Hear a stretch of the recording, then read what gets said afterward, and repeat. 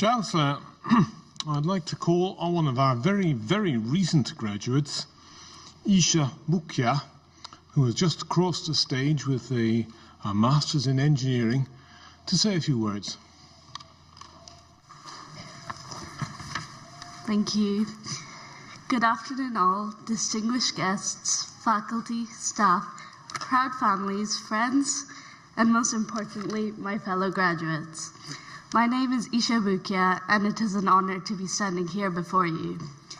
Edge Hill's motto, In Scientia Opportunas, means in knowledge there is opportunity. And I think that feels especially meaningful today. Over the past few years, we've all taken different paths throughout life, but somehow all those paths have led us to the same moment. Sitting here today, celebrating one of the biggest achievements in our lives, graduation.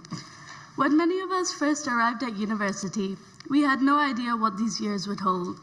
We did not know who we would become, what challenges we would face, or how much we would grow along the way.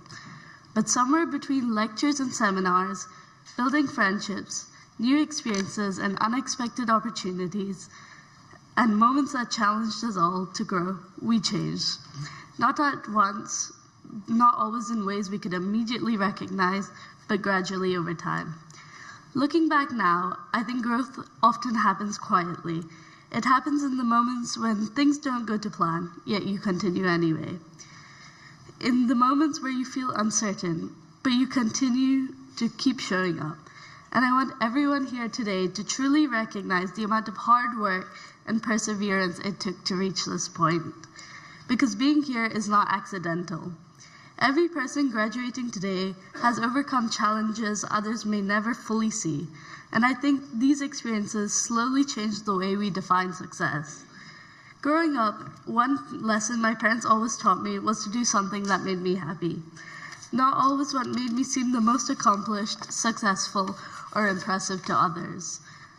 Just happy. For a long time, I thought happiness would come from achievement. I thought it would come from constantly proving myself, reaching the next goal, or becoming more successful.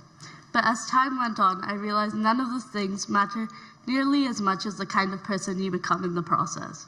Because long after people forget your grades, awards, job titles, they will remember the impact you left.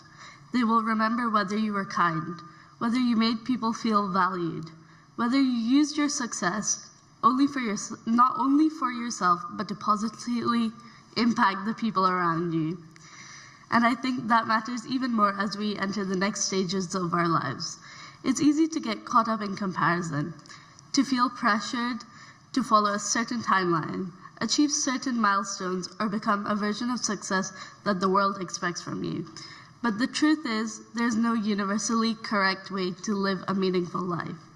Each person in this room wants different things from the future, and that is exactly how it should be. The world will have opinions about who you should become, but if you spend the rest of your life trying to meet everyone else's expectations, you eventually stop living a life that genuinely belongs to you. So whatever path you take after today, I hope it's one that feels authentic to who you are, not someone who they expect you to be.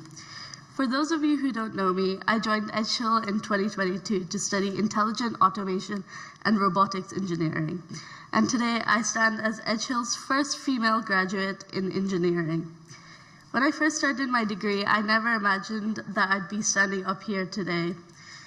And I hope what I say encourages some of the young individuals to feel confident pursuing a career in engineering, technology, and STEM.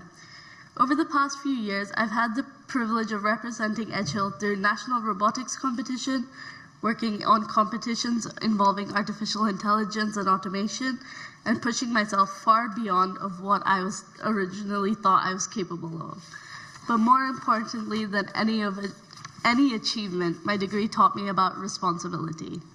As graduates entering a rapidly changing world, we cannot separate the work we do from the people it affects. We are surrounded by systems, technologies, and innovations designed to optimize the world around us.